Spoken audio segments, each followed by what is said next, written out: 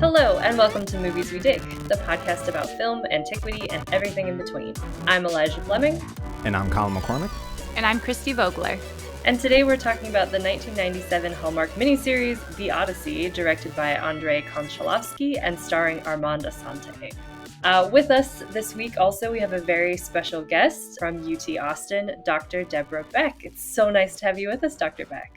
Thank you. It's great to be here. I have a little bit of experience with podcasting in various respects, aside from listening to them, which I think pretty much every citizen of planet Earth has at this point. And I'm really excited to be on someone else's podcast and not just talk about this hugely entertaining movie, not always intentionally entertaining, but hugely entertaining, but also just to, be part of someone else's podcast and see how y'all are doing it. Awesome. Yay. This was a wild ride. I don't know about you guys. I had never seen this before, and I was laughing out loud this morning, like just reviewing my favorite parts. That my screenshot is one of my favorites. The main question that we ask all of our guests here in the very beginning, Dr. Beck, did you dig this movie? I so wanted to, and I mostly did not. So that was sad, actually. Because I have very fond memories of watching this movie with students who had, read the Odyssey. That turned out to be way more fun than watching it by myself. I think this is the kind of thing where you need like a peanut gallery with you to watch the movie, because doing it by myself, I just kind of got more and more sad as it went along, with these just occasional moments where I was very entertained, but not always in ways that I think the makers of the movie intended. Yes. So there was definitely entertainment all through. But I also think it should have been half an hour shorter. Yes, I agree. Yeah, I want to talk about the way that it's cut and edited, because there's some weirdnesses there, but...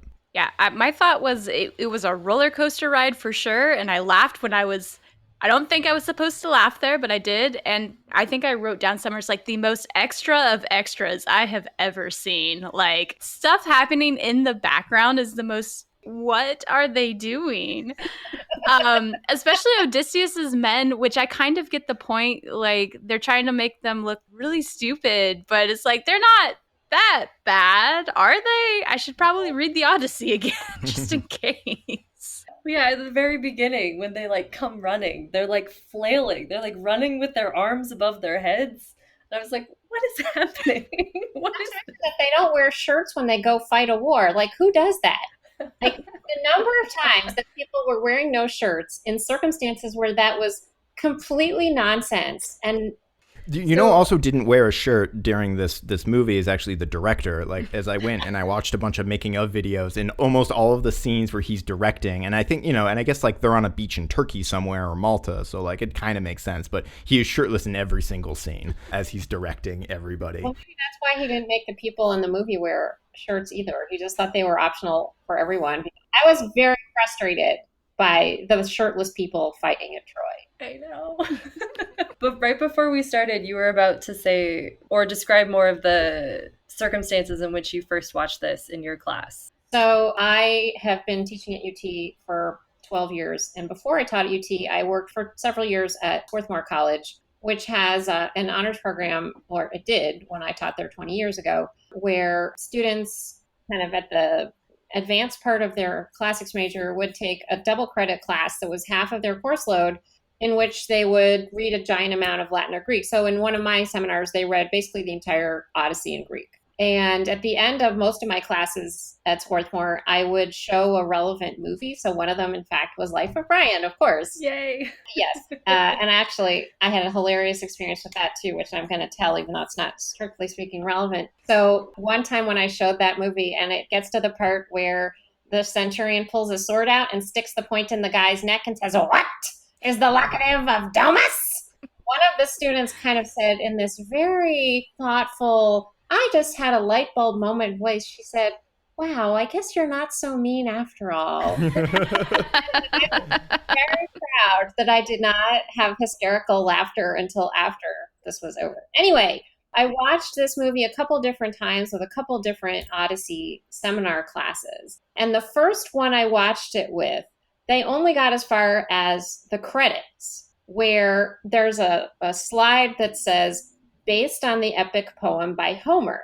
And my class just erupted, and they wanted to quarrel with basically every single word on the credit slide, which, if you're studying Homer in a thoughtful and scholarly way, that statement is incredibly sloppy and vague and probably wrong.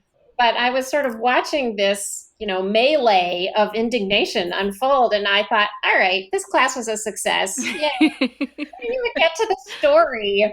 And I was pleased that I had shown it to them. So that was my first experience with the movie, and I was happy with it already at the credits. I just checked because Eli and I have talked about this before, but interestingly, Homer has an IMDb page, which is like one of my favorite things, which I want to talk about later. Another non-person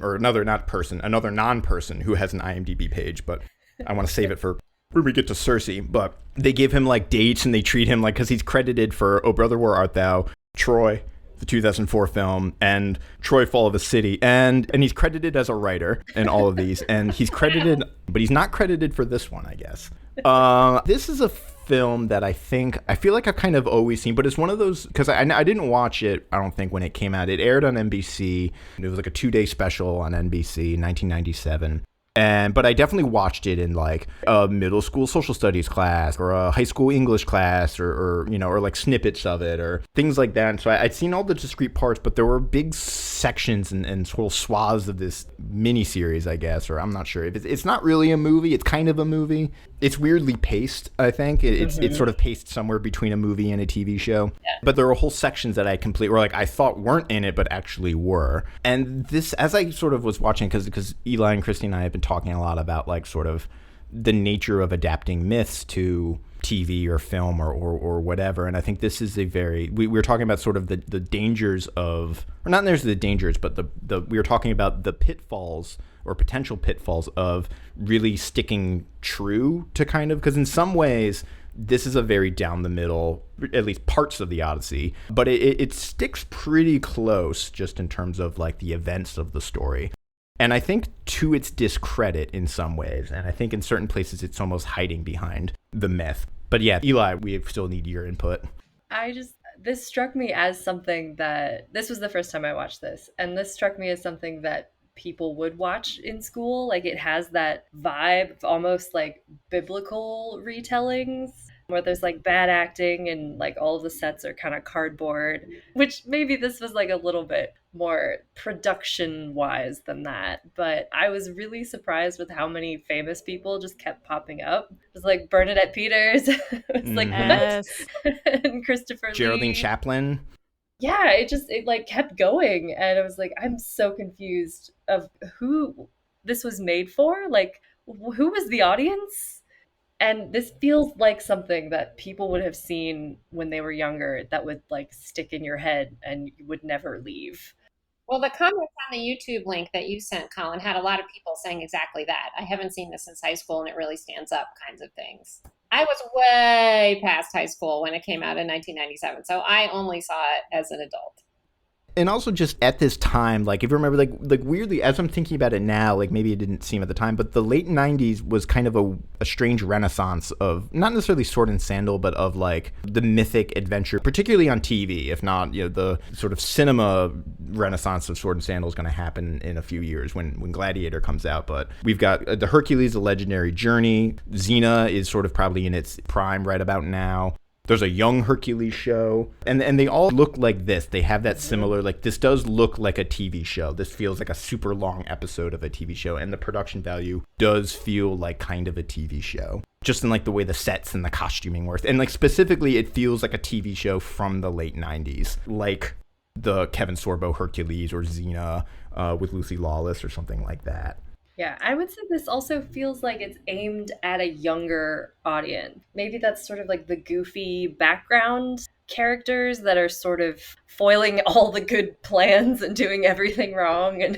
But there's also, I mean, there is some like blood and gore, and there is some more racy content, but it's also very PG at the same time. So I can't like put my finger on it, like what else about it makes it feel younger. And I think I cut you off, Christy. I'm sorry. I was just going to say, like, I think that was just it for me, that in some moments, like what Colin was saying, like production seems like Hermes, who is flying, like obviously in a harness Yeah. for instance. It really doesn't work with that diaper too. He's it wearing it. doesn't. Doesn't. You can tell it looks so uncomfortable. Yeah, it looks like he's really riding up on him. Oh my gosh. And then there's other moments where like they built a Megaron. It's Yeah. legit. It looks really good. And I'm like, yeah, that's accurate. And the background is great. So sorry, go ahead. I completely agree with you about the Megaron, Christy. I thought that two of my favorite parts that I really did dig were the buildings and also the ships. Seeing those vistas of the ships and also just kind of the bumpy water feeling of being on board one of those ships, those I thought were really good. I thought that partly because I'm not very good at imagining places usually, and also because I'm doing some teaching right now where the class started with Sappho, and one of the things that I gave the students to read was a really dishy, stupid, novelized version of Sappho's life where like everything is an orgy and you're just reading it going, this is just ridiculous. And even though the students mostly thought it was ridiculous, again and again they said things like, this was really helpful because it reminded me that Sappho's a real person. Even though they didn't really think this was the real person, I felt like the most successful parts of this movie for me, being very clear that what's successful for me has no relationship to what's successful for a normal person watching this movie. But what was most successful for me were the parts of it that were trying to create a large-scale physical environment in which the things would have happened. You know, what does the light look like on an island in the middle of the Aegean Sea? How do the ships stretching into the background cast shadows on the water? How do they look as a group? Christy, what you said about the Megaron, just as the kind of place in which the people are doing the things. You know, then there were these sort of horrid moments, you know, Hermes' diapers or the sea monster that eats Laocoon, whose name is mispronounced, which really irritated me. And at those moments, I'm just thinking, really? Really? That's the best you could do? Come on. They were definitely taking a lot of notes from, oh my God, I just blanked on his name, Mr. Knossos. Evans. Yes, thank you. Evans. Oh, Arthur Evans, yeah. Mhm. And like, I'm getting way ahead of us, but like the scene that I totally forgot about and thought even wasn't even in this movie was the Telemachy part where Telemachus goes to Menelaus. And I mean, it's also, again, like the production value shows because they walk around the outside of Menelaus' house, but they never go in it, which I think is telling. And it would have had because, the you know- Megaron. They could have just used the same Megaron. Yeah, and you know, and that was like the architecture for that was like just straight out of if you go to Knossos today and like the reconstructions and like the way the columns have that kind of fat top and the skinny bottom. Yep. Horns of consecration on top. Yep. Yeah, but to the point of like the sort of almost like camp of this movie, and that's like by design. And so Andrei Konchalovsky, he's done movies internationally all over. He's Russian, but he's worked in I think France and Spain and the UK, but in the United States, he made Tango and Cash and Runaway Train. But he's talking in a sort of behind the scenes I was watching where he was saying that he really just wanted to strip it down to like the adventure-y part, which is why one of the things I talk about with students when I teach mythology or something like that is that like the parts that we think about and have entered sort of popular imaginings of the Odyssey is really only like a quarter of the book. It's books like 8 through 12 out of 24 books, which makes up like, you know, 4/5 of this movie and things like that. And that was a deliberate choice. Like, let's just get to the adventure part. Let's just have the action adventure. It's just going to be that. It's just going to be fun. You know, it's going to be goofy. It's going to be campy. There's going to be gimmicks with a flute player. The Jurassic Park moment. Yeah.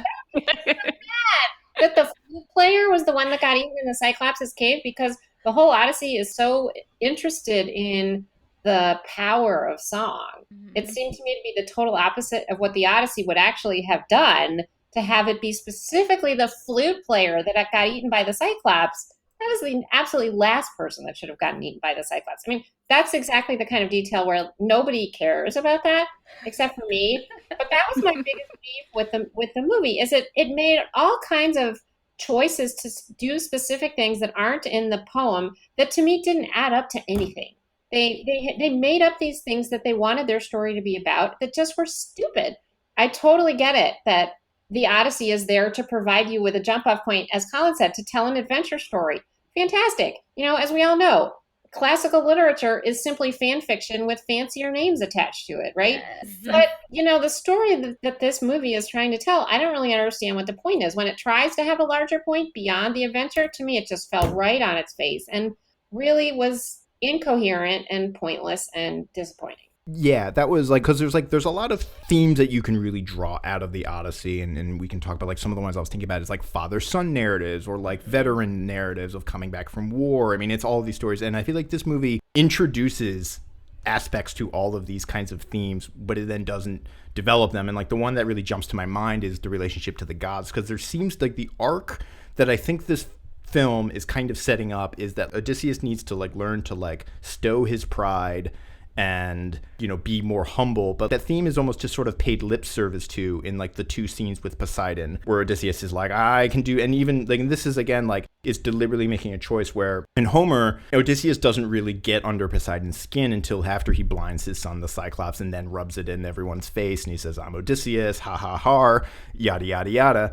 And this movie moves that up way more, where even before he leaves Troy, for sort of no reason, Odysseus is like, yes, I did it, F the gods, you know, middle fingers to the sky. And then Poseidon is like, I need to teach you a lesson. And then when he's coming back to Ithaca at the end, Poseidon is like, I just want to make you suffer so you can know that you need the gods or something. And that's one of those scenes I feel like we haven't seen. Like, I'm not sure Odysseus has really changed really in any particular way. No, and I feel like there doesn't really seem to be like that actual point of Odysseus actually dissing the gods. Like he was very respectful and was like, "Yes, Athena's on my side." When Isabella Rossellini shows up on the boat, which was one of my favorite things. That like harp sound. Yes, it was amazing. She's just Eyeshadow. The eyeshadow in the movie should have gotten an Emmy. It won 2 Emmys. Can you believe that? Oh, wow. I mean, it won best miniseries, and Armand Assante won best actor. My jaw fell open. I know. I mean, if Armand Assante won an award, for 100% sure, the person who did Alcinous's eyeshadow should have won a makeup award. Like, oh my goodness, holy cow! But yeah, he definitely like seems to be totally on board with Athena and like being protected, and sort of, you know, it doesn't, I'm like, well, which gods? Is it just Poseidon? It's like, you haven't done anything yet. Like we haven't gotten to the part where you've actually insulted this one god yet. So yeah, I agree, that didn't seem to actually add anything to the story. It just switched it around and then had no follow through. In the way sort of things play out in Homer, it makes a little bit, at least to me, but then again, I might have rationalized this to myself because I, you know, am professionally invested. But the moment that Odysseus sort of goes on his brag rant against Polyphemus kind of makes a little bit more sense, but also maybe he doesn't really know what's at stake. But it sort of seems very, just in the world that this film is setting up, that like a very sort of actively dumb decision by Odysseus to insult the living personification of the sea just before you're about to make a very important journey home. It's sort of a contrivance for the sake of the plot. Yeah. One of the things that stood out to me, like each time they referred to it was more sort of felt more flat and was more disappointing and pointless, was it started the way that Odysseus keeps referring to his world as being what the point of his whole life is. That happens when Telemachus is born, and he says, I forget what he says, but something very vapid about, this is your world, Telemachus, and he holds him up and he, whatever. And then in the scene where Odysseus and Telemachus are killing the suitors, and Antinous says, yeah, okay, we were uncool, but we can give you all the stuff back. Odysseus says, you tried to take my world. And I just thought, this is falling completely flat. I don't know what that means. I don't know how that distinguishes Odysseus from anybody else in the entire world that would be irritated about this.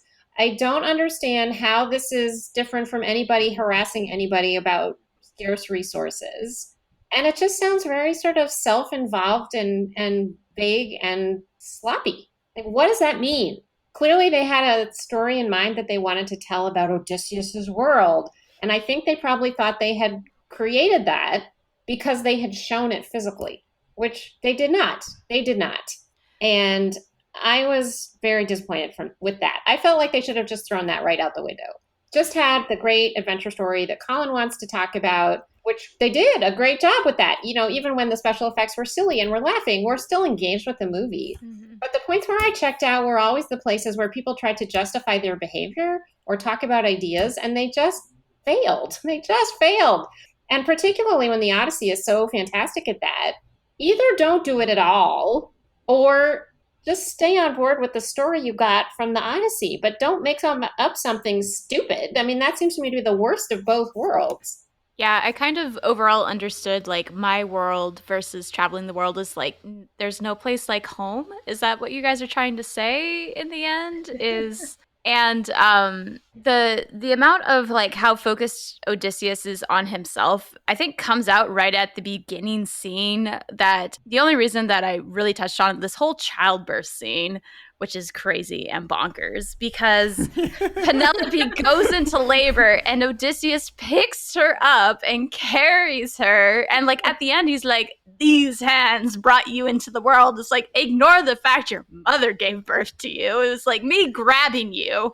And I just finished my ancient or not history of medicine and diseases class, read Denise Scullin's article about like how the birthing body gets reduced to a number. She's only a 4 in terms of all of that. And just like this totally took out all the agency from Penelope of giving birth to a son to Odysseus. Literally, like she can do nothing but just be carried and then have a baby be pulled out of her, apparently. So, like, that message was so focused on Odysseus to begin with that sometimes I wonder, it's like, why is Penelope even, like, into this guy? And we get the same flashback of, like, their loving interaction. We get it twice. There's no change of, like, we have one loving memory between the two of them. That hide and go seek game? Yeah. Or whatever it is they're playing? You're in 8th grade. I mean, you're going to wait for 20 years because you played some slap and tickle, whatever? No. It's one of those things that, like, I think when you're a kid, you're like, yes, that's what married life is like. You just play blindfold tag all the time or something. Then you're like, when you're an adult, you're like, no adult human being has ever acted like this. Yeah, maybe this is why I also feel it's like geared toward a younger audience, or it's like this very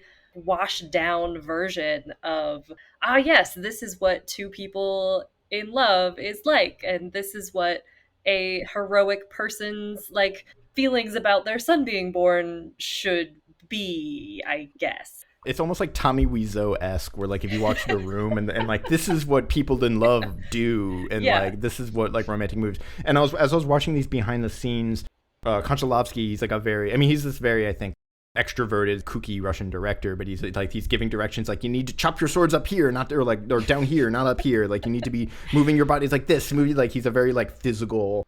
And I suspect a lot of that comes, like, he seems to be very particular about the direction and, like, movement of the cast and things like that. But also, like, to sort of stick a little bit on the theme of, you know, what is the theme of this movie, if there is one? And is it the importance of home and going home? But then there's this sort of, the movie almost sort of cuts against that, where I forget who it is that says it to Odysseus.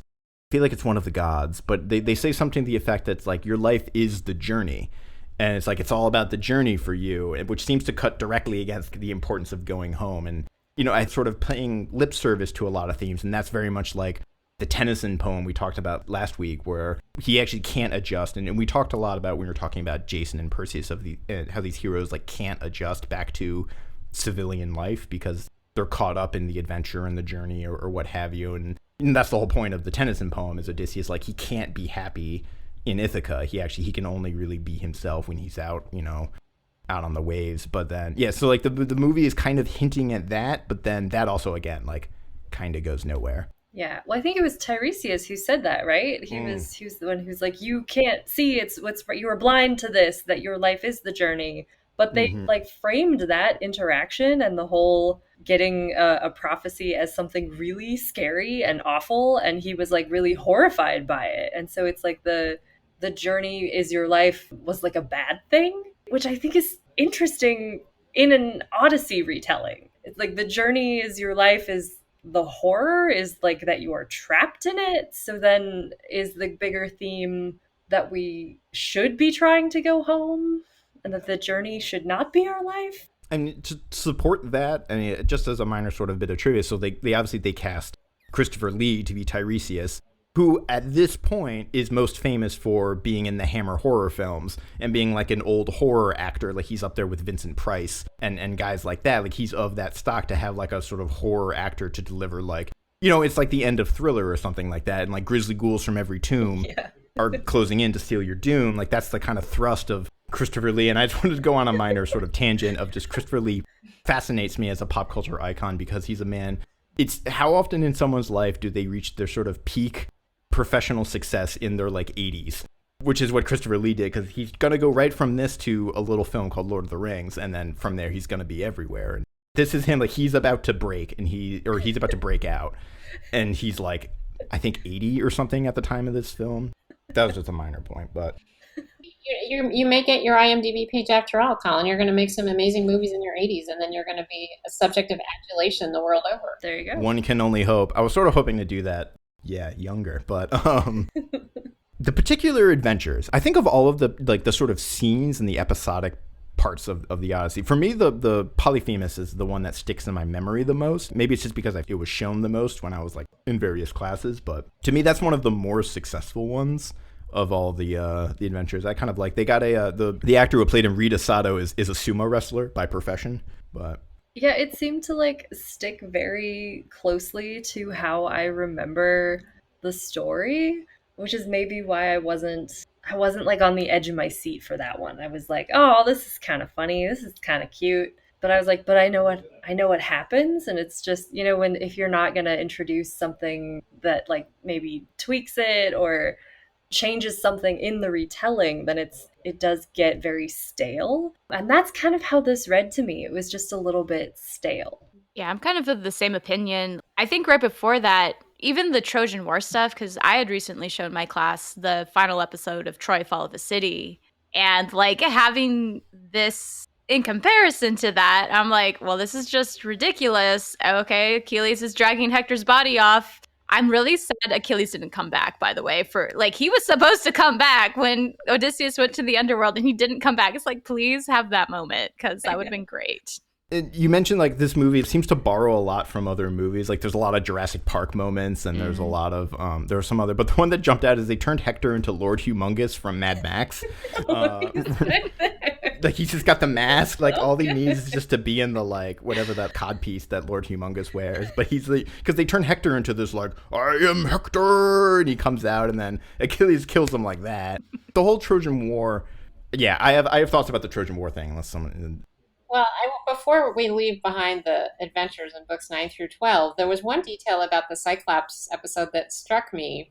I think because I was thinking about the way the movie handles books 9 through 12 and the way that's most of the movie, alongside the fact that that's most of what the ancient visual record has also. So the movie is doing what vase painters did, which is, or at least as far as we can tell what they did from what survives, is it's doing the parts of the story that are the most fun to make a picture of, which is the Cyclops, and not Odysseus in disguise getting stools thrown at his head, even though that takes a lot more of the actual Odyssey than the 4 books where he's wandering around, dealing with monsters.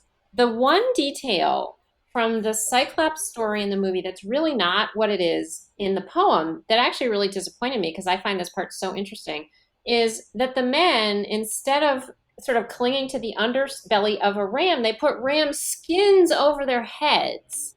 So my first thought was, okay, they didn't have the right animatronic lambs to film that with an actual lamb. Then I felt like that was a mean thing to think, and I was not very happy with that explanation. But the Odyssey makes this very interesting point that completely, of course, went away in the movie because the lambs weren't there, but also because the movie's not interested in this kind of question. I think the poem is really interested in showing a different side of the Cyclops because he's actually got a real relationship with the ram and expects some kind of tie from the ram to him as well. So the ram a little bit, you should excuse the expression, humanizes the Cyclops. It also shows us how clever Odysseus is, that he figures out to ride out underneath the ram. Vase painters think that's fantastic. There's all these wonderful vase paintings of people underneath rams sneaking out of the cave.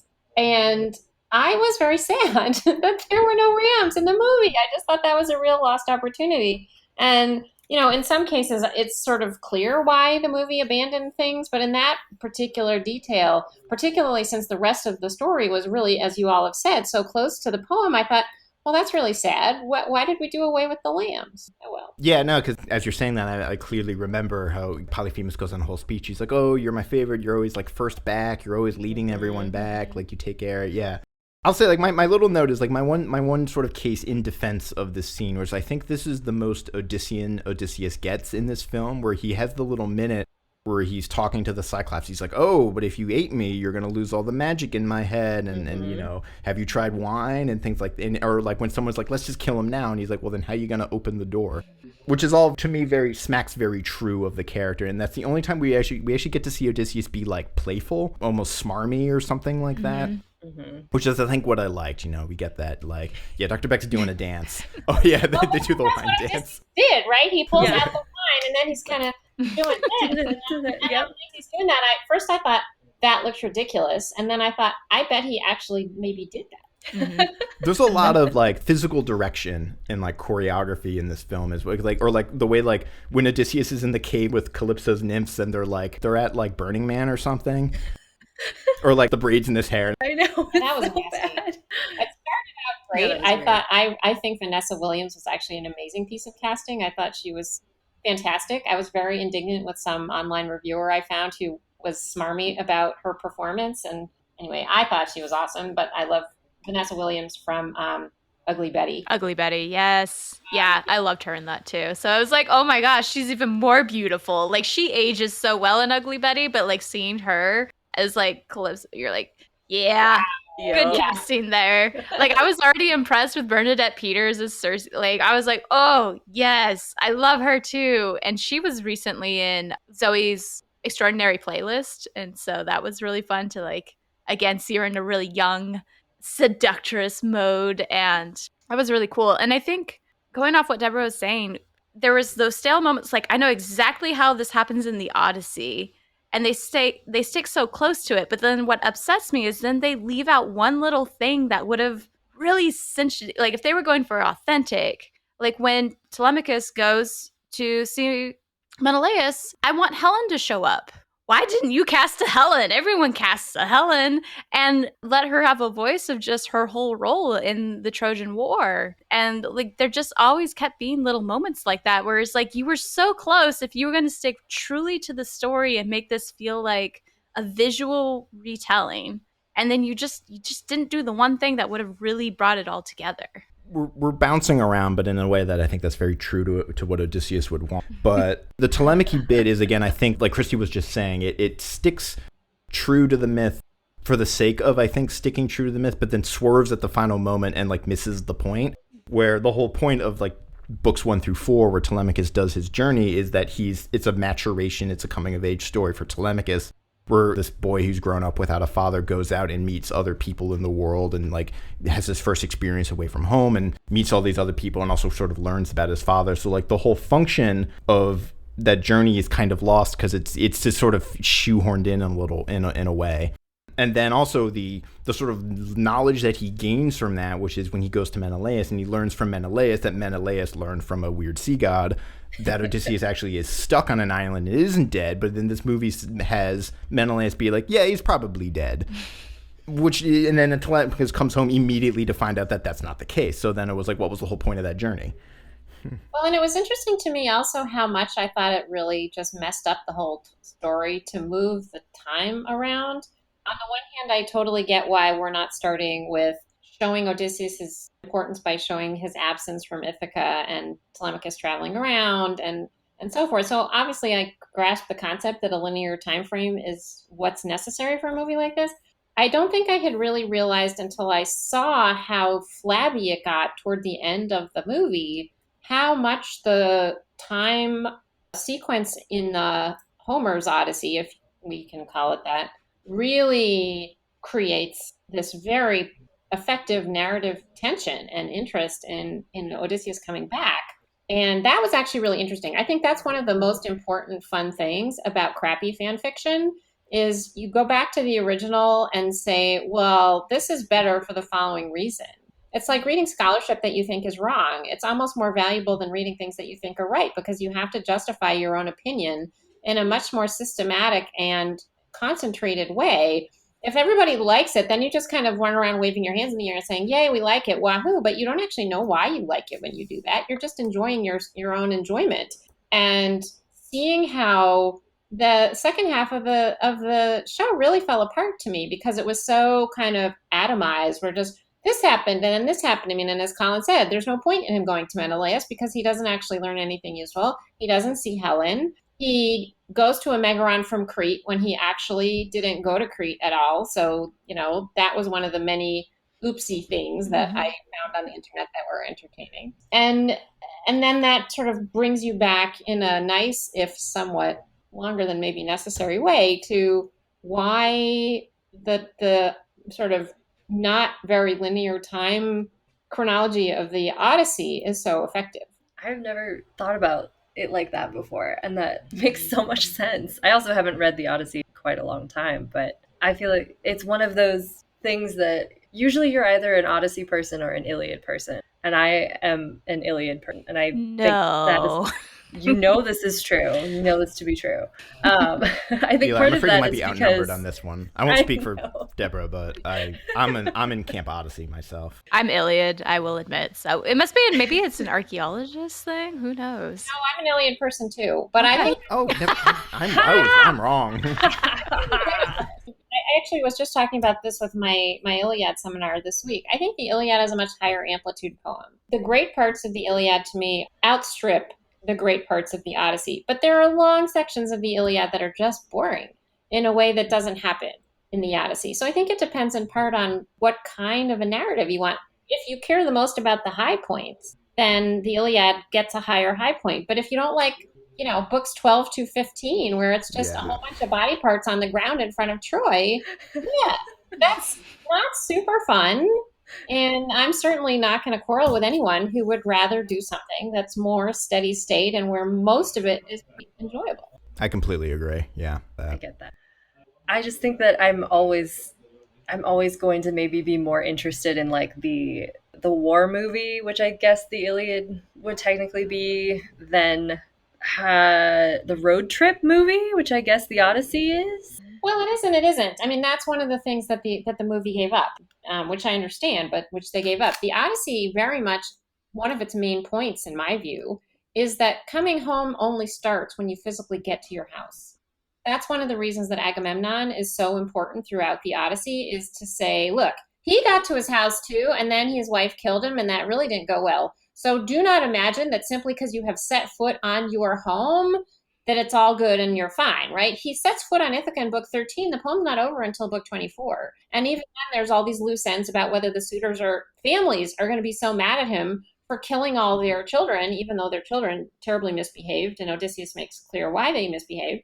There's still this really open question, I think, in book 24 about whether there's going to be ongoing hostilities that Odysseus somehow has to deal with. And then Athena shows up and says, we're done here, which I always teach as an analogy with the end of Monty Python and the Holy Grail. Yeah. Same kind of ending. Yeah. And I love doing that because my students are always dumbstruck that I even know about Monty Python. It's so funny because they think I'm such a dweeb that I can't possibly watch something like Monty Python. Speaking of the Iliad, what did we think of the little Iliad? One of my favorite parts. I just love it so much. Eli's gesturing at her background. I think that was the first moment that I laughed out loud, and then I was literally in my head being like, Colin, WTF, mate? What'd you make me watch? What is happening here? Well, first, I loved Achilles was hilarious. You could just tell that he had like bad hair extensions and he was like dramatically throwing his hair around. It was so funny. He was almost like a proto Brad Pitt in that sense. Like he seemed like an early test run for that look. Which is why I wanted him back. He needed to come back. It's like you're going at 1,000 miles an hour through the Iliad in 4 minutes? It's over so quickly. And Hector's the real bad guy, in the version in my head in the Iliad, I'm always on Hector's side. So it was kind of fun to see him be this really awful, terrible character. And then it just keeps going so quickly. He dies, he's behind the chariot, and then, we're done. We're at the horse now. Oh, okay. Also, we forgot also the best part, which is in every screenwriting class ever, you talk about a save the cat moment that your movie needs or your story needs to endear you to your hero, where there is a random toddler just kind of out in the middle of the battlefield for some reason. For no reason.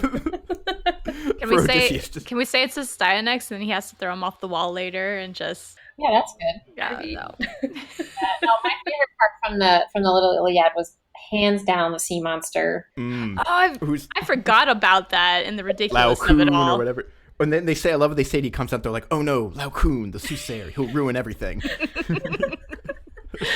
He was awesome. Did he have a camel? He was just like walking up in full soothsayer garb. I need to look up who's that. The actor, I've got it right here. I, for the briefest moment, thought it was like Andy Serkis or something. He had that voice. Talk about a British name, Heathcote Williams. Yeah. The most British thing I've ever heard. That's a But great no, name. he was awesome for the 30 seconds that he was there. He was like, obviously that's a lie. Just like It was weird because all of the scenery was just made of ham sandwich, and he was just like munching down on all of it. I've mentioned this before, but there's a story from when they filmed the Thor movies, and Kenneth Branagh was directing, where I forget his name, but the actor who plays the big guy with the axe. I'll think of it later, and people are probably screaming into the mic, but he goes to Kenneth Branagh. He's like, I'm afraid I'm like being a little bit too goofy and like too hammy. And then like Kenneth Branagh apparently says something to the effect is like, you need to wade in the river of ham or something like that. Which is what Lao Kun was. And Lao Kun goes and he wades into the ham sea, and then he basically gets eaten by a sea monster that is effectively like a giant sphincter.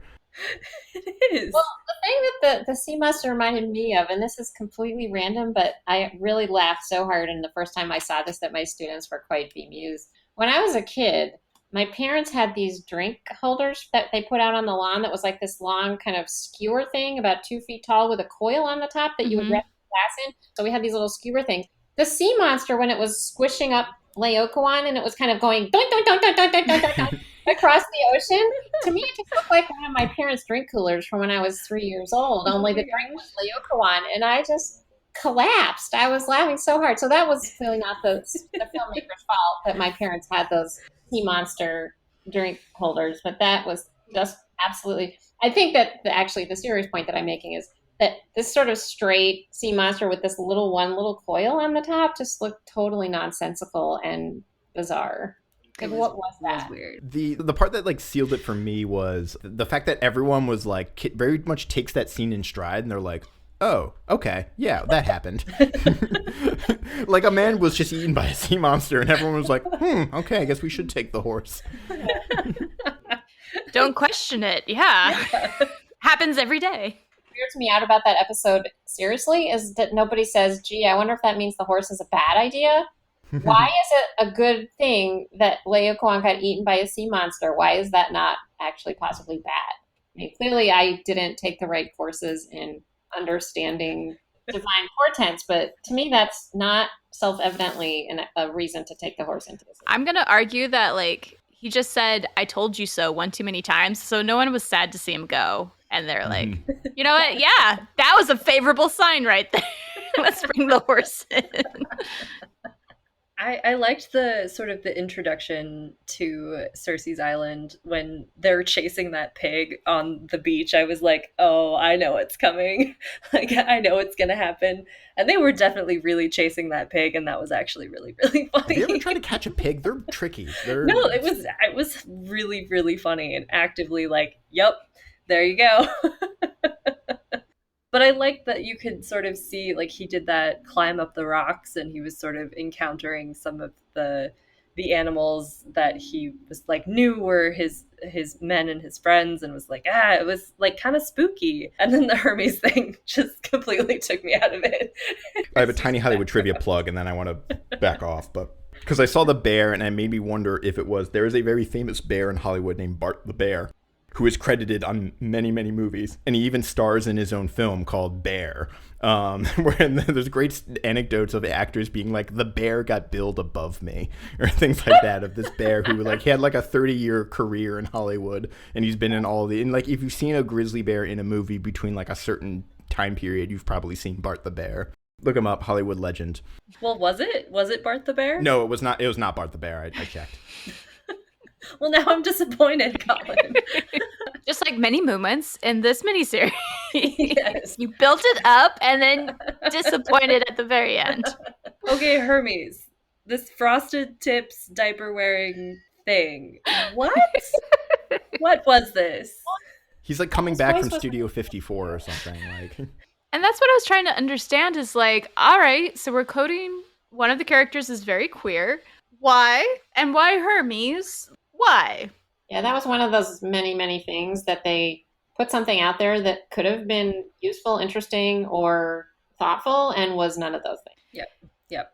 It really sort of took out the spookiness. And I know we needed to like get that part of the story because, he gets the plant that's going to protect him from the sorcery that Cersei's going to try to change him into something. And like that needs to happen. But it was just so silly and campy. And if we're going for kind of spooky, creepy, then I feel like the tone didn't really work. But also the second that you get to Bernadette Peters, it can be nothing but campy. So I guess maybe that's Well, and it's also the awkward switch is like, here, let me put this thing in your mouth, and like you just see Odysseus be like, and it's like this is awkward on so many levels. And to Elijah's point, like you could have done something really cool. Like we've seen through many movies that like he could have been one of the animals, and Odysseus like, which one of my men are you? And then it transforms into Hermes. But like they wanted to show off the winged sandals. I guess. And then they have him just doing weird aerials on his way out. And you're like, okay, I don't know. Yeah, I mean, it was like Tinkerbell, Yes. which just really seemed like not the right look. I think that's exactly what it was. I think that was this because I feel like so many discrete parts of this movie you could kind of just go and like, wait, that's just like the whole scene with the goat and Scylla is just like straight out of Jurassic Park or something. And I think like this is just like, yeah, this is him Tinkerbell. Yeah. I appreciate the depiction of him as the Flash more often. Like we see that in Blood of Zeus, but I've seen it in some other depictions of Hermes. Is like he's just the fastest of the gods. So let's go with that option. Much better than whatever this was. So Whatever this was. So then we get to Cersei's palace, whereas this is I think the part that for me most is the actually the source material is a hindrance because the more the beats play out kind of similarly, but again we're like just the plot points without the honor because it sort of just seems like a sort of weird and almost nonsensical series of events where Cersei's like, drink the potion. Oh, you didn't drink the potion. Okay, sleep with me. Okay, now now it's a 5-year time window or something like that. And it's like, and again, that's more or less the series of events that happens, but it translates poorly. It does. I feel like this could have been a really much more interesting story if you, I don't know how, like modernizing that interaction in any sort of way, because it does read very stilted. But do you guys have thoughts about what could have been better in retelling this with these actors? Let's stick with that. Well, Bernadette Peters could have sang. Well, that's always true. I don't know. Maybe part of the problem was just that the whole concept of, on the one hand, Penelope's at home being faithful, and on the other hand, Odysseus is screwing around across the Mediterranean. The Odyssey doesn't care about that at all because that's not relevant. But it's pretty hard to just stick that into a movie in 1997 and just not care about it. And I think that's maybe one of the places where they kind of fell between two stools in the sense that they did the thing and they neither provided the original context that would explain it, nor did they create some kind of coherent modern version of a framework that would explain it. So it's simply unexplained and doesn't work very well. I think what I'm having in mind is like these are very seductress. Men just fall for it. And instead, like it could have been framed as actual coercion. Like he wants to save his men. And I think that could have been a really interesting commentary too, of just like, there's always this assumption. It's like, oh, men always want to have sex. So there's a pretty lady. So of course he has sex with her. And instead frame that as like, he does love his wife. He does want to get back to her. But his men, who he also loves and cares about, have been transformed. So show that being a coercive decision. And I think that could have actually worked. It's almost like the scene, and there's a movie that I actually will go on the record and defend, but the Matrix sequels, where there's a scene where her name is Persephone, actually, but she's like this programmer who has some information that the revolutionaries need, and she wants a sort of kiss of true love, effectively, from Neo, and Trinity's right there, and they're both like, and then he has to like, there's this whole thing where she's like, I want to experience like real passion or something like that, and like that's kind of I think like what you're getting at. Yeah, I feel like they almost got there, because doesn't Cersei say like, you're thinking about your wife while you're laying in bed with me? And he's like, yep, because she's awesome. And it's like they were almost getting to that part, But I like the phrase you used, like falling between the two stools, where it's just like they didn't really land on either side. And something that we talked about in regards to like Jason and Perseus is that they do terrible things. And in sort of the, ancient context, they are heroic no matter how we would morally code their actions. Whatever they do is heroic because they are heroes. And I think that really holds true with Odysseus in a way that makes it really hard to translate into any sort of modern retelling, is that yeah, he does go gallivanting around the Mediterranean and has these, illicit affairs, we might say today, with multiple people. Mm-hmm. And yeah, that's not a problem because he's still our protagonist. I had a very entertaining exchange with a student when I taught mythology a long time ago, where we were talking about how Odysseus says to Calypso, "Yes, you're beautiful, and yes, you're immortal, and all the rest of it. I would rather go home to my mortal wife than stay with you." I had a student who flat out refused to believe that that was even possible. And I wanted to say to him, "You, my friend, are an 18-year-old man." But needless to say, I did not do that. But it was That's funny. I like that. It's like how an 18-year-old wrote the Odyssey. It wouldn't have gotten past like stop one. Well, and I was just thinking in terms of Helen, they do this quite successfully all the time. Like Troy is like, they show Menelaus being a completely, like, it's a loveless marriage, so like they can explain her affair in that way. So it's like if you're going to try and make this appropriate for a 90s audience, then you would have had to change a lot of aspects about the relationship between Penelope and Odysseus, and you didn't do that. So like you really need to, or just be like, yeah, this is okay for men to do it because it was at the time, like that was accurate. I'm so struck as I'm thinking back on this conversation, how little time we've spent talking about Penelope or Greta Scacchi. Greta Scacchi is a fantastic actress. Penelope is fundamental to the Odyssey. And in this version, neither one of them is really doing much of anything. I mean, the scene where Penelope seems to be having an orgasmic experience with an ocean. Yeah. Yes. Oh no. Totally ludicrous. That's like the pinnacle of Penelope's character in the Odyssey. And I felt so disappointed both for Greta and for Penelope about what they were offered in this movie. Agreed. Yes, I feel like she doesn't have just like the I'm taking care of everything without thinking about Odysseus moment. It's like even 10 years later, even 15 years later, it's like absolutely every minute of her life is thinking about Odysseus, which is bullshit. It's almost like paralytic. That's like the state she's in, where Yeah. she's just kind of stuck. And even in like when she actually reunites with Odysseus, she faints, which is a choice. Well, and that's such crap because one of the like pinnacles of the whole Odyssey is where Penelope tricks Odysseus. So Odysseus is coming back to Troy and tricking all these different people that he meets to test them and make sure that they're really loyal to him and so forth. And one of the things that identifies Penelope as the sort of proper wife for Odysseus, even after this incredibly long separation, is that she's able to test him and discomfit him by tricking him. And she not only doesn't do that, and I get why they didn't do that, but then she faints. Like, sorry, you really blew it there, people.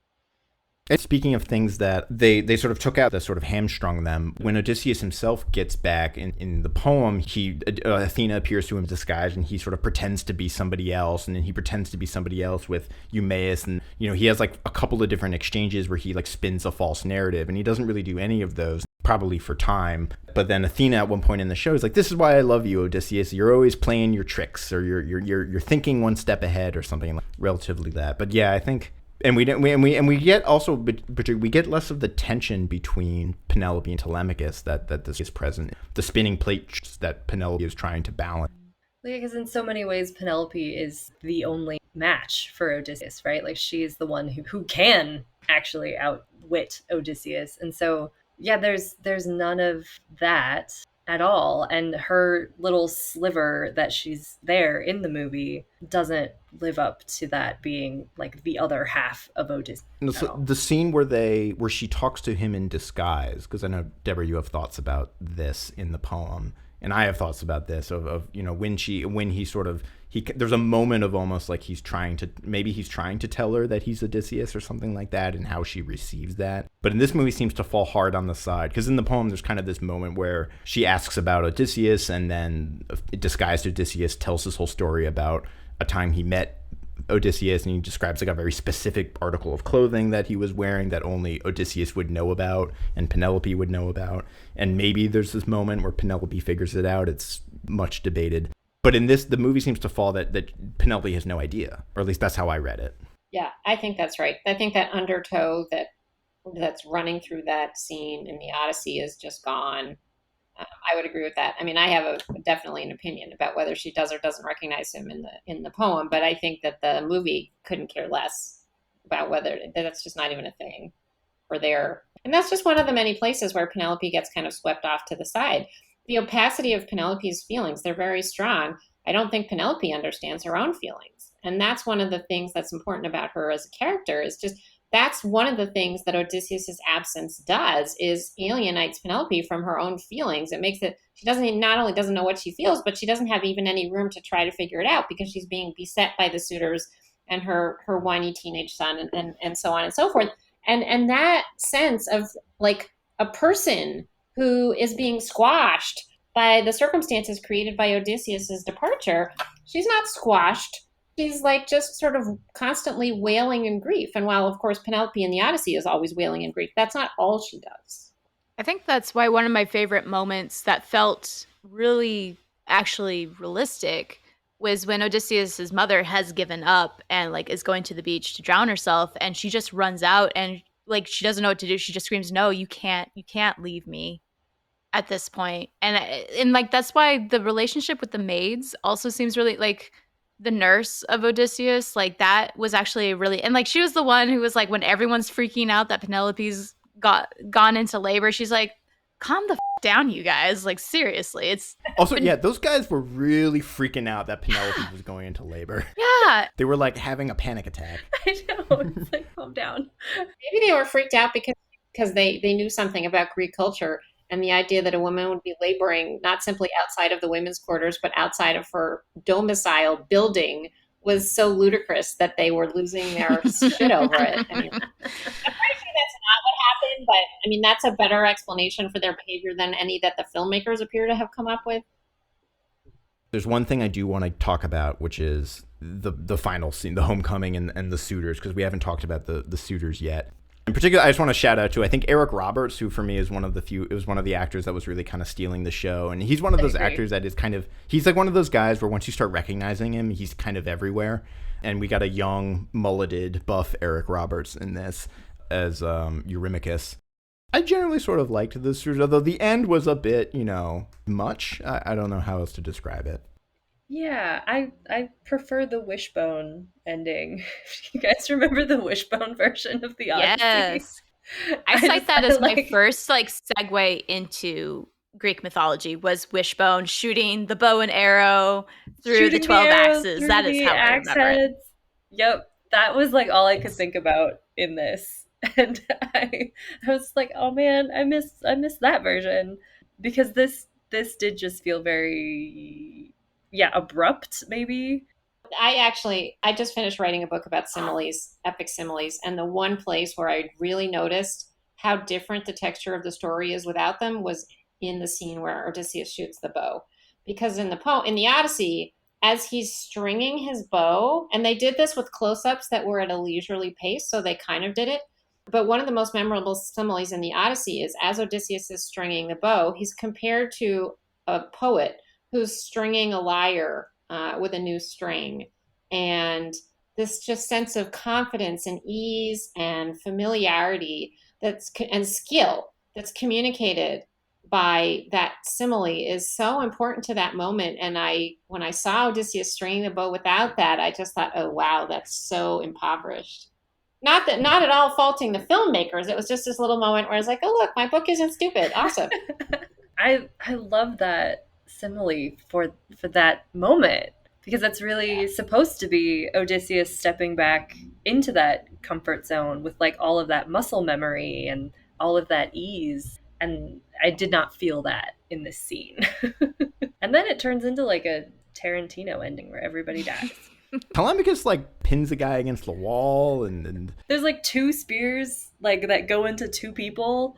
Well, and the scene at the very end where Antinous gets sort of pinned and Melanthe dies at the same time, I just thought, oh, for heaven's sake. I was trying to remind myself because I went back and I picked up a translation of the Odyssey, and I was like, how does Eurymachus die? Because I'm pretty like this. I got to make sure like this is the license the film is taking, and it is. But well, is that one of those choices to make it again where Odysseus is actually a problematic hero in our modern standards, because he also does in fact kill all of the slave women who had to sleep with the suitors, and so they're like, okay, how can we show that happens, but in like it was unintentional on Odysseus's part, and only one. Like, it only happened to one woman. And she was kind of treacherous anyways. And that's what I hate, is, like, she just came off as young and naive, even. Like, it wasn't intentional treachery. She's just like, I like the guy. He treats me nice. I think, to Eric Roberts' performance, I think he definitely turns the skeeve way up, where I felt very uncomfortable with scenes between him and Penelope, or just scenes with him in general, where he was like, yes. He kind of just oozes creepiness and like, don't be alone in the room with this guy at all. Yeah. Yes, for sure. Yeah, he was very creepy. I thought that was probably one of the parts of the movie that would have looked the most different to a 2021 audience than it did to a 1997 audience. Well, yeah, even the house party that's basically happening at Ithaca the whole time. It's like at a certain version of this story, like that would be fun. We're just like, partying and like taking this guy's wine, and it's like what the story from the suitor's perspective would be a different type of problematic hero. But yeah, by the end, I think I was definitely bored. The road trip parts, the adventuring parts were certainly more engaging, and the before and the after certainly fell flat. I think that Armand Assante's emotional range is really just totally sold that material out. He doesn't make you emotionally invested in the character really at all, not to me anyway. And the whole second half of the Odyssey falls flat if you're not emotionally invested in not only in Odysseus as a character, but in each member of the family as a character. And I don't think we were cared emotionally about anybody on the show. And that's just the cost that you pay when you make it an adventure story instead. But then you have to figure out a way to make the homecoming an adventure, also like the reunion an adventure also, which they just didn't do. They just kind of got bored and didn't really do anything. Yeah. Yeah, it felt like it just wanted to be over. And again, like the show generally, I'm not sure if it was designed. No, but I guess it was produced by Hallmark, and it was designed for television because the whole thing, it's 2 1.5 hour chunks, but it splits it up very like the first half ends right in the middle of something, right in the middle when they're in the underworld. And it just kind of like the pacing, and it doesn't necessarily have like an act structure. It's just kind of like, here's a series of events. I have one final thought, and it was just that poor goat being carried around through the underworld the whole time. Oh, no. It's like, that was a real goat. There's no doubt that wasn't a real goat. I have 2 final questions for everyone, and one is who do you think had the best mullet, and 2, which I think my vote's for Eurymachus, and then the 2 is the if you were to narrativize the Odyssey either in a mini series or I feel like HBO special is kind of the way to go. What would you do? I think Antinous had, I'm trying to remember which one he was. He had the curly one, I think. Yeah, I think I liked the other guy. Yeah, I liked his. He had a great mullet.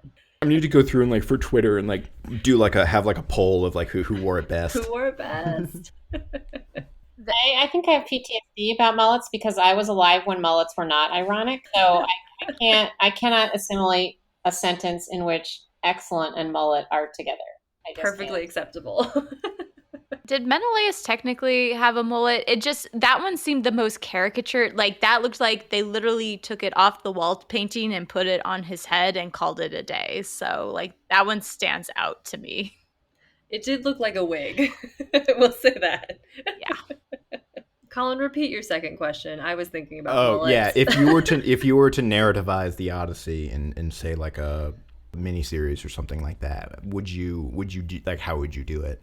Would you do like, because this basically goes chronological, And would you, because like as I think about it, like I think maybe this is a cautionary tale, but I feel like I would probably want to do actually more or less like the poem, or like have maybe the first episode or something just be Telemachus and at Ithaca. And then my thought would be like, we see the Odysseus shaped hole in Ithaca, and we have Telemachus maybe starting his journey, and then the very end, the last shot of the first episode would be Odysseus waking up on the beach in Skiri or Phaeacia. I like that. And then we go from there, and just being, everyone's talking about like Odysseus this, Odysseus that, and then at the very end we see Odysseus, and then you'd probably want to do some kind of parallel storytelling with like the B plot would be Telemachus and his journey, and then the A plot would be the Odysseus, and then in the penultimate or third to last episode they would meet up. I think I would go for a 12 episode arc. That's what I would do. And so you're saying pull a Witcher, because Witcher did a wonderful job of like messing with you with 3 different timelines, 3 different chronologies, and you weren't sure which time period you were in, and they all converge into the same point in time at the very end. Yeah, Witcher does kind of like a Dunkirk thing where like one's told over like 100 years and one's circular, over like... Yeah. I think that would work really well, because some of the like chunks that are so episodic, you could kind of pull out and make it seem like they happened in a different way. I mean, depending on who's still alive and who isn't, that might give you hints about it. But I think that would actually be really fun, and maybe keep that tension there, Dr. Beck, that you were talking about, that's really lost when you just tell it in a straight line, which now I'm thinking about. I'm like, well, if I wanted to, narrativize the story, we want to keep that tension. Yeah. I actually think, listening to the way Colin framed the question, I think I would do kind of like a Rashomon or The Affair kind of thing, because the way you've mentioned HBO, now I should say I have never had HBO. I read a lot about those programs and I don't watch any of them. But I think that one of the things that's really interesting about the Odyssey is the little sort of glimpses it gives you of other people's perspectives that it either doesn't explore at all, or in the case of Penelope, that are totally opaque. And I think it would be a really interesting thing to do that would give a different kind of suspenseful discontinuity than the chronological sort of nonlinearity of the original poem. That the sort of, I wonder what it would look like to create that kind of suspense and discontinuity by making each episode or a couple of episodes talk about the same events from the perspective of a different person. And, make Nausicaa, for example, more of a fully rounded character than she is. Even though she's clearly very important, you don't really ever get to know her in any meaningful way. I would love to see what a really good director would do with a couple of Penelope episodes. That would also allow you to bring out more of the perspective of the characters that are enslaved, which is another thing that I think people are really interested in right now, is hearing more from those kind of powerless voices. And then sort of, just kind of putting Odysseus, sort of scattering him through the thing, and then having, as Christy said, having somehow everybody come together in the last episode. So I'm completely incompetent to put that in any more specific terms than I just did.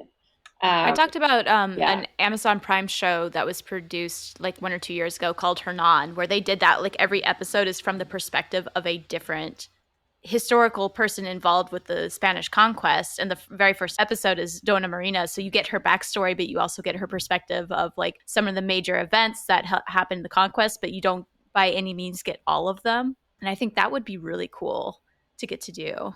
I really like that idea. And also, so has anyone seen The Last Duel yet? Because I've only heard reviews, but it does like a Rashomon thing. There's apparently a mullet in The Last Duel. So Matt Damon has a fierce mullet. Yeah. But yeah, it does like a Rashomon thing where it's like one's from Matt Damon's perspective, one's from Adam Driver's character's perspective, and then the last part is from Jodie Comer's perspective, and that kind of like crystallizes the whole thing. Yeah, I like that a lot. Well, you inspire me to think of that, because I'm actually not very good at that kind of thing, but trying to think about what is the way that like a modern storyteller would actually try to create this kind of effect. And so your question made me think of that. So you get at least half the credit for it. Well, I'll take it.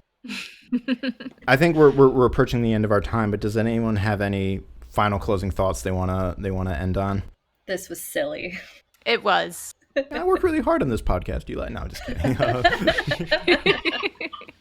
My last thought is like you could also play bingo like play archaeology bingo by naming the different like paintings on wall paintings that are in the background, and that could just be a Yes. fun little go-to. Oh, wow, that is fun. That would be Yeah. good. All right. In that case, Deborah, we want to thank you again for joining us. We had a fantastic time. I think we love having the guests because it like elevates the conversation, especially when they like really have a lot of thoughts on what we're talking about. Do you have any sort of plugs you want to make, things that people should check out on the internet or find you or anything like that? Plug your book that might be coming out? Yeah, so I'm really bad at plugging myself, but I'm glad you gave me a lot of warning so that I could kind of work myself up to it. One of the things that I do in my classrooms, a lot of what I'm thinking about in this podcast, which was so much fun, and I'm so excited that you asked me to do this. I really enjoyed hanging out with y'all and thinking about the Odyssey together. When I teach upper level Greek classes, my classes make podcasts. And they're both linked to my faculty page at UT. One of them's about the Iliad and one of them's about Sophocles' Antigone. And I'm getting ready to relaunch those as one podcast with 2 seasons in preparation for the 3rd season, which will be produced by my spring class on Apollonius' Argonautica. So that's a podcast for people that have read the poem and that maybe are interested in the Greek language or whatever. But my students are fantastic. They say really interesting things. So if you're at all interested in that, go to my faculty page at UT Austin Classics, and there's links there to both of those podcasts. We can link that in the show notes too. Oh, perfect. Okay. And the reason that I'm even able to do this at all, and I'm not just at home losing my mind 24 hours a day, is that I did finally finish my manuscript about the story. Woo. Hey. So the press still has the option to say this is not what we had in mind at all when we offered you a contract, but hopefully sometime next year, the stories of similes will appear with a press that I will not name for superstitious reasons, but I hope it will. Yay. Awesome. We're so glad you were here to talk with us. Thank you. Oh, well, thank you for inviting me. This is a teacher's favorite thing, is to see their students go out in the world and do amazing things that you can see you contributed to in a very small way. But it's really like students are like little stem cells. You know, they have everything they need to succeed themselves, and your job is just to like put reagent in the dish in the lab, and then the stem cell like turns into this amazing, thing, this whole organism where you did a little thing and the student was fantastic, and you watch them do their fantasticness and say, yay, I am so proud of that person. And people say similes are a dead device. I know. That was nobody who talks to me says that. Like, one of my friends seriously said to me, you use similes a lot. I said, yeah, I just spent 5 years writing a book about them. Well, thank you so much. We're gonna sign off. As usual, you can find us on Twitter at #digmovies or movieswedig.com. Listen to us on any of the major streaming services, iTunes, Spotify, Stitcher, things like that. Thank you for listening, and we'll be back actually next week to talk with another special guest about a certain game called Hades. So thank you again, and bye everyone. Bye. I froze again. I don't know what to do. Oh, you're back. Now you're back. Oh gosh. I was about to like chat. It's like, I don't know what's happening today, you guys. This is my week. This is how it's going. And then like everyone was good, the internet. I thought you froze, and I'm like, well, that was a lovely thought. We didn't hear your thought. You didn't hear about the goat? Just the goat. And I'm just like, he's that poor goat the whole time. And then he gets Jurassic Parked at the very end with Scylla. And you're just like, I think an animal was in fact harmed in the filming of this video. And I think it was a goat. Oh. And that was my thought. I'm sorry.